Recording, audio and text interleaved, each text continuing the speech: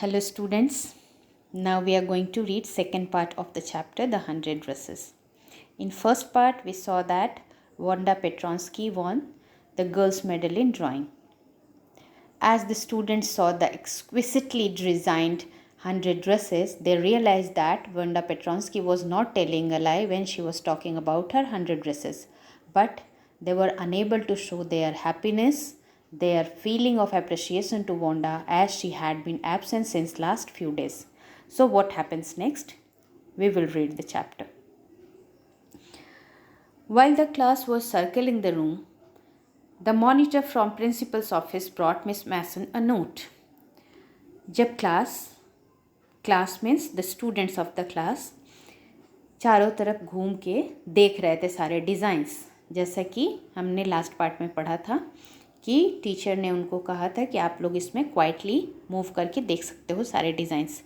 तो मॉनिटर उस समय प्रिंसिपल की ऑफिस से मिस मैसन के लिए एक नोट लेके आता है, नोटिस लेके आता है, कुछ पेज लेके आता है जिस पे कुछ मैसेज लिखा हुआ है। Miss Mason read it several times and studied it thoughtfully for a while. Then she clapped her hands. Miss Mason ने इसको बहुत बार पढ़ा, सेवरल टाइम्स इसको रीड किया, स्टडीड इट थॉटफुली, बहुत ही ध्यान से गौर करते हुए विचार के साथ उसको स्टडी किया, और फिर उन्होंने अपना क्लैप किया, हैंड्स को क्लैप किया, किसके लिए? To grab the attention of students की अटेंशन लेने के लिए उन्होंने क्लैप किया। Attention class, everyone back in their seat. Then she orders everyone to get to their seats. सबको अपनी अपनी सीट पे जाने के लिए कहती है। When the shuffling of feet had stopped and the room was still and quiet, Miss Mason said, "I have a letter from Wanda's father that I want to read to you." अब सब लोग जब अपनी seat पे shuffling of feet मतलब पैर घिसटने की आवाज़ जो है वो बंद हो जाती है और सब अपनी सीट पे सेटल हो जाते हैं, they get back to their seats and room was quiet and still, शांत हो जाता है कमरा, क्लासरूम। तो मिस मैसन कहती हैं कि मेरे पास एक लेटर है वांडा के फादर की जो मैं आप लोगों के लिए पढ़ना चाहती हूँ। Miss Mason stood there a moment and the silence in the room grew tense and expectant. Miss Mason वहाँ पे कुछ सेकंड के लिए रुक जाती हैं, stops.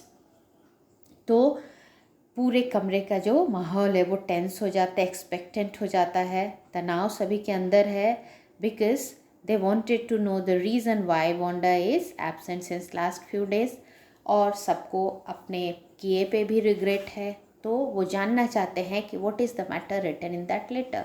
And expectant means hopeful, वो उम्मीद में है कि क्या आगे उस लेटर में लिखा हुआ है, मैम क्या बताने जा रही हैं।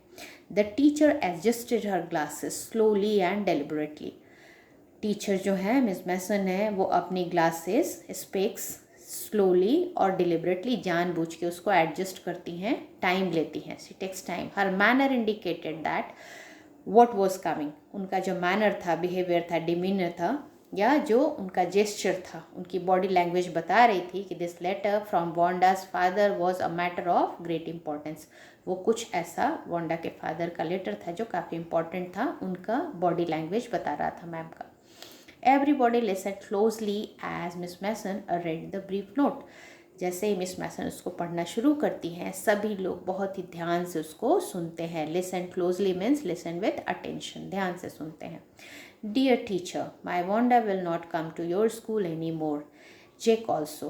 Now we move away to big city. क्या लिखा है वांडा के फादर ने? डियर टीचर, ये एड्रेस किया है टीचर को। मेरी वांडा अब आपके स्कूल में नहीं आएगी। जैक जो वांडा का ब्रदर है वो भी नहीं आएगा।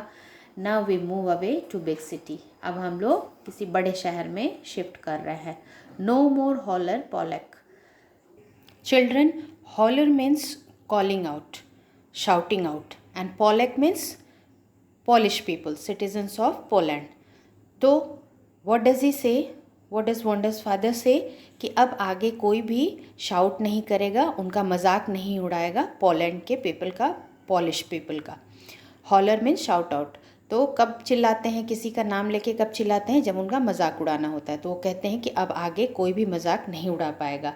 No more ask why funny name, और कोई भी उनके नाम को भी लेके उनका मजाक नहीं उड़ाएगा, क्वेश्चंस नहीं करेगा कि क्यों ऐसा फ़नी नेम है।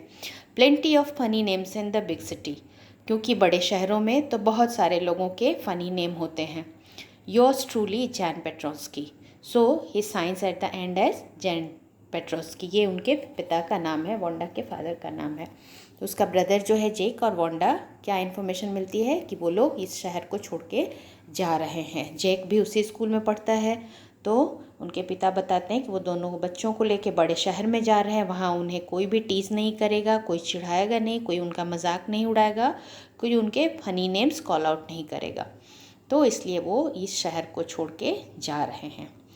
अ deep silence made the reading of this letter. इस लेटर के ख़त्म होते ही क्लास में गहरी चुप्पी छा गई। Miss Mason took off her glasses, blew on them and wipe them on her soft white handkerchief.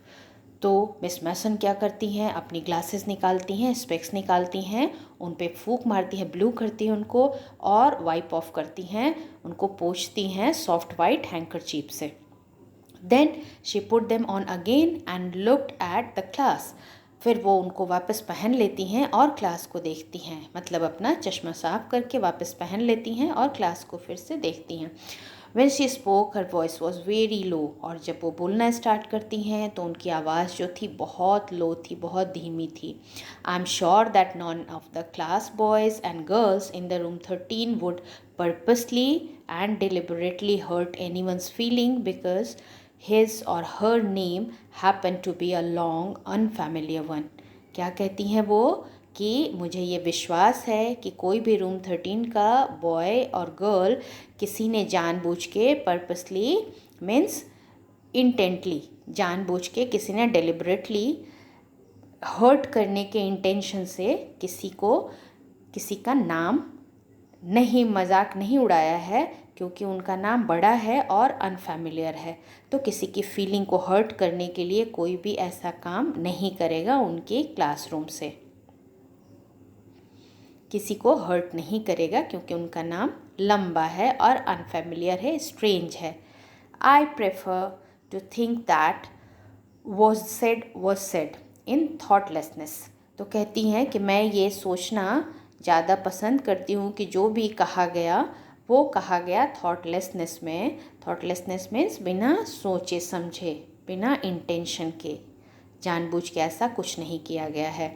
I know that all of you feel the way I do, that this is very fortunate thing to have happened, unfortunate and sad both।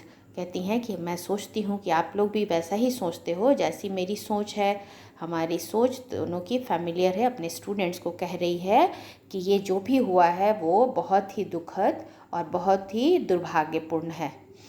I want you all to think about it. और कहती है कि मैं चाहती हूँ कि आप लोग इसके बारे में सोचो, क्योंकि बच्चों ये तो क्लियर था कि किसी न किसी ने उन बच्चों को, वोंडा और उसके भाई को हर्ट किया है। ये तो क्लियर था टीचर को, लेकिन वो अपने स्टूडेंट्स में विश्वास दिखाती है कि किसी ने जानबूझ के ऐसा नहीं किया है।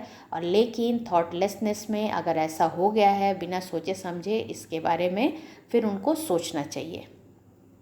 बिना सोचे समझे किसी को हर्ट नहीं करना चाहिए। ये उन्होंने एक तरह से मैसेज दिया अपने बच्चों को। The first period was study period.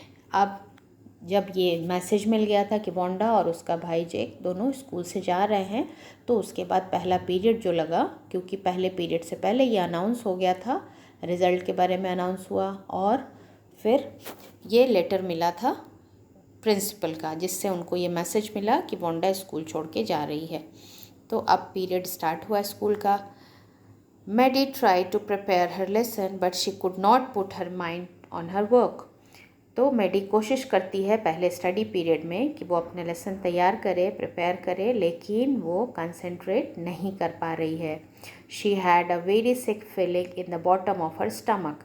क्योंकि उसको बहुत ही ज़्यादा रिग्रेट फील हो रहा है, वो बहुत ही बैड फील कर रही है। क्यों ऐसा हो रहा है? क्योंकि वोंडा अब स्कूल छोड़ के जा रही थी और बच्चों ने उसको हर्ट किया था, उसको परेशान किया था। ये सोच के मैडी को बहुत बुरा लग रहा है, इसलिए उसके स्टमक के बॉटम में सिक फील हो रहा है, पेन हो रहा है, क्योंकि वो she is very extremely sad. True, she had not enjoyed listening to Peggy ask Wanda how many dresses she had in her closet. ये तो सही है कि उसको अच्छा नहीं लगता था जब पेगी उससे पूछती थी, पेगी वांडा से पूछती थी कि उसके क्लोसेट में, उसके वार्डरोब में कितनी ड्रेसेस हैं. But she had said nothing. लेकिन गलती ये भी थी कि उसने कभी कुछ कहा भी तो नहीं. She had stood by silently. वो चुपचाप खड़ी रहती थी. And that was just as bad as what Peggy had done. तो ये उतना ही बुरा था जितना पेगी का वो पूछना उस 100 ड्रेसेस के बारे में. Worse, in fact worse than that, उससे भी ज़्यादा बुरा, क्योंकि मैडी चुपचाप खड़ी रहती थी. She was a covered. अब वो अपने आप को कह रही है, कोस रही है कि वो एक कायर है. At least Peggy hadn't considered they were being mean, but she, Maddie, had thought they were doing wrong. She could put herself in Wanda's shoes. तो कहती है कि कम से कम पेगी तो ऐसा नहीं सोचती थी कि वो गलत कर रही है, लेकिन मैडी तो कम से कम सोच रही थी कि वो गलत कर रहे हैं, क्योंकि मैडी को ये रियलाइजेशन था, इसलिए कि वो एम्पैथेटिक थी वांडा के लिए. वो भी पुअर थी, इसलिए वो वांडा के फीलिंग्स समझ पाती थी. तो जहाँ एक तरफ पेगी को रियलाइज़ नहीं होता था कि वो कोई गलती कर रही है, वांडा समझ पाती थी कि मैडलिन समझ पाती थी कि वांडा को हर्ट हो रहा है, क्योंकि वो भी एक पुअर थी, तो इसलिए वो रियलाइज़ कर पाती थी. तो वो सोचती है कि कम से कम उसको कुछ बोलना तो चाहिए था उसके अगेंस्ट, पेगी के अगेंस्ट, जब पेगी वांडा को ड्रेसेस को लेके टीज़ करती थी. Goodness, wasn't there anything she could do. सोचती है कि हे भगवान, क्या आप कुछ नहीं कर सकती. If only she could tell Wanda she hadn't meant to hurt her feelings. कहती है कि काश वो वांडा को बता पाती कि उसका मतलब उसकी फीलिंग्स को हर्ट करना नहीं था. She turned around, stole a glance at Peggy, but Peggy did not look up. वो मुड़ती है और एक नज़र पेगी को देखती है, लेकिन पेगी उसकी तरफ नहीं देखती. She seemed to be studying hard. ऐसा लग रहा था कि जैसे वो बहुत ही अच्छे से पढ़ाई कर रही है, मन लगा के पढ़ रही है. Well, whether Peggy felt badly or not, she, Maddie, had to do something.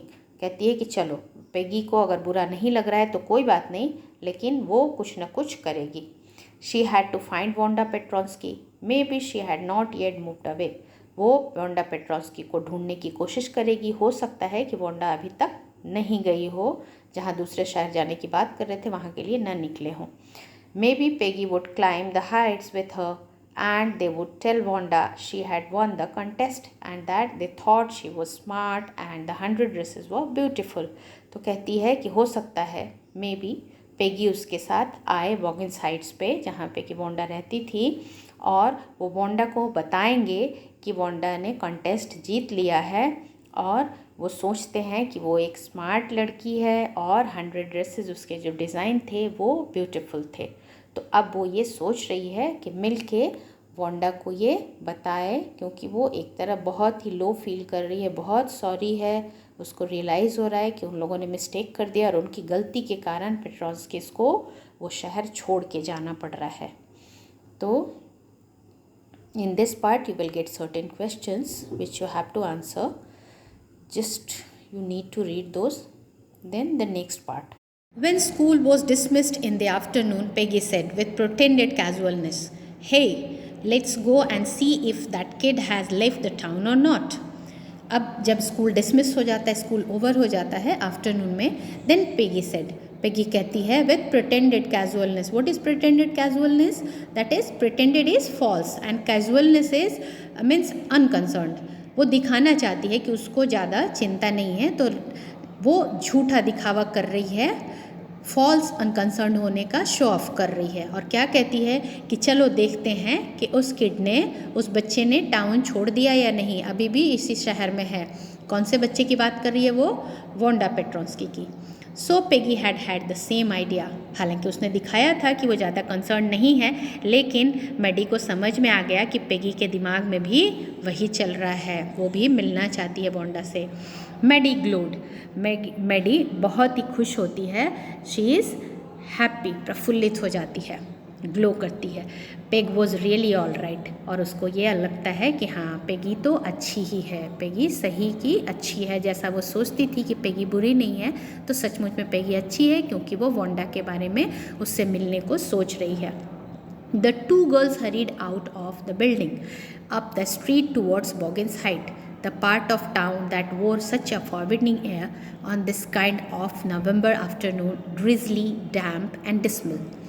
तो दोनों लड़कियां जल्दी जल्दी बिल्डिंग से निकलती हैं और बॉगिन्स हाइट्स की तरफ चल पड़ती हैं, उसकी गली की तरफ से निकल जाती हैं बॉगिन्स हाइट्स की तरफ। और ये वो पार्ट है टाउन का जहाँ पे कि forbidding air, forbidding means it is unpleasant, unpleasant अप्रीतिकर या डरावना, फेयरसम, वहाँ पे इस तरह का एटमॉस्फेयर होता है जो कि अनप्लीजेंट होता है, क्योंकि वहाँ पे बस रिफ्यूजीज़ रहते हैं। वहाँ पे कौन रहते हैं? माइग्रेंट्स रहते हैं। Polish people used to live and they all are poor. तो वहाँ का जो एटमॉस्फेयर है दैट इज़ अनप्लीजेंट। और ख़ास करके नवंबर आफ्टरनून में ये और भी ज़्यादा डरावना होता है, बिल्कुल सुनसान सॉलिटरी प्लेस होता है। It was drizzly, drizzly means raining lightly, light shower हो रही है, बारिश हो रही है, और डैम्प मतलब मिट्टी वहाँ की गीली है, और डिस्मल ग्लूमी, चारों तरफ सैडनेस है। Well at least said Peggy gruffly, Peggy gruffly कहती है ऐसे कि चलो कम से कम, I never did call her a foreigner or make fun of her name, कहते कि चलो कम से कम ऐसा तो हुआ, कड़कती हुई आवाज़ में, gruffly means sounding deep and harsh, बहुत कड़कती हुई आवाज़ में कहती है, क्योंकि वो अपने अंदर के इमोशंस को छुपाना चाहती है। तो she is giving false excuses, कह रही है कि चलो कम से कम मैंने उसको फॉरेनर तो कभी नहीं कहा और उसके नाम का भी मजाक नहीं उड़ाया, ऐसा बाकी बच्चे करते थे। I never thought she had the sense to know we were making fun of her anyway, और कहती है कि मुझे ऐसा भी नहीं लगता, मैंने कभी नहीं सोचा कि उसको ये समझने की ताकत है, वो ये समझ पा रही है कि हम उसका मजाक उड़ा रहे हैं। I thought she was too dumb. अब वो कहती है उसके बारे में, वोंडा के बारे में कहती है कि मैं सोचती थी कि वो बहुत ही स्टूपिड है, मतलब डम है, बुद्धू है, डल है। And gee look how she can draw, और कहती है कि देखो it is an expression of interjection. Interjection में वो जब हम एक्सप्रेस करते हैं अपनी surprise and enthusiasm, then we use this word gee. कितना सुंदर वो ड्रॉ कर सकती है वो बताती है। Maddie could say nothing, Maddie कुछ भी नहीं बोलती है। All she hoped was that they would find Wanda, और उसको यही लगता है, उम्मीद करती है कि काश वो वोंडा को मिले, वोंडा उनसे मिल जाए। She wanted to tell her that if they were very sorry they had picked on her and how wonderful and whole school thought she was। वो कहती है कि वो उसको मिलना चाहती है और वो उसके लिए सॉरी है। वोंडा सॉरी भी बोलना चाहती है, मैडी सॉरी बोलना चाहती है वोंडा को, और कहती है कि उन लोगों ने उसकी जो गलतियाँ निकाली, प्रवोक किया, चिढ़ाया, उसके ड्रेसेस के बारे में जो पूछा, उसके लिए वो उसको सॉरी बोलेगी, और कहती है कि ये भी बताएगी कि अब देखो सारे स्कूल में उसके बारे में किस तरह का सोचना है, ये उससे शेयर करेगी। And please not to move away and anybody would be nice, everybody would be nice, कहती है कि वो वहाँ से न जाए, ये भी कहेगी वो वोंडा को। मैडी कहती है कि वो भी ये भी कहेगी वोंडा को कि वो यहाँ से न जाए, और अब सब लोग उसके साथ अच्छा व्यवहार करेंगे, उसको अच्छे से ट्रीट करेंगे। She and Peggy would fight any body who was not nice, और वो और पेगी मतलब मैडी और पेगी उसको प्रोटेक्ट करेंगे और उसके साथ फाइट करेंगे जो भी उसके साथ बुरा व्यवहार करता है, उसके साथ नाइस नहीं है। The two girls hurried on, दोनों लड़कियां जल्दी जल्दी जाती हैं। They hope to get to the top of the hill before dark, और वो उम्मीद करती हैं कि जल्दी ही वो बॉगिन्स हाइट्स जहाँ पे वोंडा का घर है वहाँ पहुँच जाएंगी, इसके पहले कि अंधेरा हो। I think that's where the Petronskis live, तो कहती है कि मुझे लगता है ये वो जगह है जहाँ पे पेट्रॉन्स्कीज रहते हैं। Said Maddie pointing to a little white house, तो वो लिटिल वाइट हाउस को दिखाते हुए, पॉइंट करते हुए कहती है, wisps of old grass struck up there here and there along the pathway like thin kittens, और जो घास के गुच्छे थे वो यहाँ वहाँ उगे हुए थे उस रास्ते पे, जैसे कि छोटी छोटी किटेंस बैठी हुई हों। The house and its sparse little yard looked shabby but clean, और घर जो था और उसके पास सुनसान जो छोटा सा अहाता था उसका, वो शैबी लग रहा था, अनमैनेज्ड लग रहा था, लेकिन क्लीन था। It reminded Maddie of Wanda's one dress, her faded blue cotton dress, shabby but clean. तो इससे मैडी को याद आ जाता है वांडा का एक ड्रेस जो कि फेडेड ब्लू कलर का था, वो शैबी था, वॉर्न आउट था, घिसा हुआ था, लेकिन क्लीन था, साफ सुथरा था। There was not a sign of life about the house. लेकिन उस घर के आसपास कहीं कोई किसी की आहट, किसी की रहने का ऐसा उनको आभास नहीं हुआ कि वहाँ कोई भी रहता हो, कोई भी ह्यूमन बींग हो, ये वो नहीं देख पाए। Peggy knock firmly on the door but there was no answer. Peggy knock करती है, डोर को, दरवाजे को पीटती है, लेकिन वहाँ से कोई आंसर नहीं आता है। She and Maddie went around to the backyard and knock there. फिर वो मुड़ के पीछे के अहाते में जाते हैं और वहाँ पे भी पिछले दरवाजे पे नॉक करते हैं। Still there was no answer. फिर भी उन्हें कोई आंसर नहीं मिलता। There was no doubt about it. अब उनको बिल्कुल भी डाउट नहीं था, शंका नहीं थी। The पेट्रॉन्स्कीज were gone. पेट्रॉन्स्कीज चले गए थे। How could they ever make amends. अब वो अपनी गलती को कैसे सुधार पाएंगे। Make amends here to mean to show that one is sorry by doing something good. मतलब कुछ अच्छा करके ये दिखाना कि वो सॉरी है जो उसने किया है उसके लिए। They turn slowly and made their way back down the हिल। अब वो वहाँ से वापस लौटते हैं और धीरे धीरे नीचे उतर जाते हैं उस हिल से। Well anyway said Peggy, she has gone now, so what can we do. Besides, when I was asking her about all her dresses, she probably was getting good ideas for her drawings. अब वो कहती है कि अब वो तो चले गए हैं तो हम अब आगे कर ही क्या सकते हैं। और ये भी कहती है कि शायद जब मैं उसके 100 ड्रेसेस के बारे में पूछती थी तो उसको नए नए आइडियाज़ मिलते थे उसकी ड्राइंग के लिए।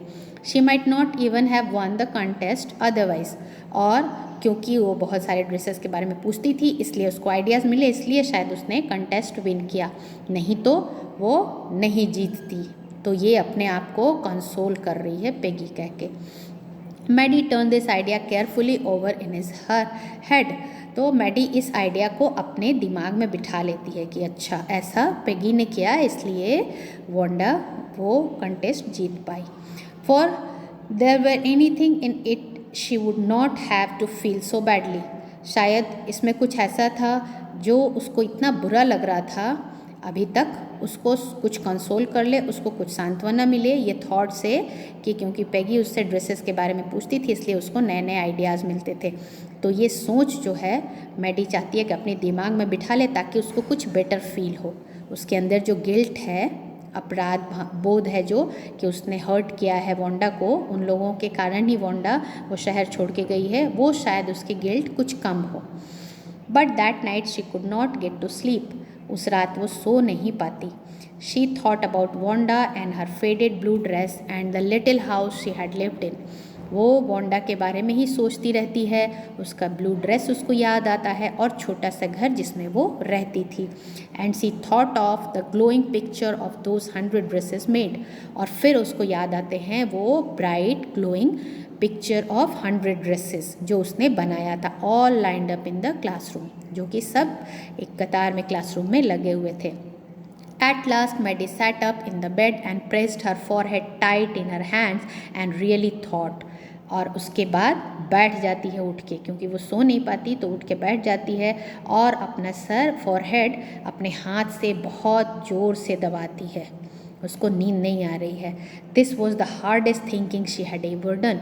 और वो बहुत ज़्यादा डीपली थिंकिंग कर रही है, बहुत गहराई से सोच रही है। आज तक उसने इतनी गहराई से कभी भी नहीं सोचा था, इतनी डीप थिंकिंग कभी भी नहीं की थी जितना आज वो कर रही थी।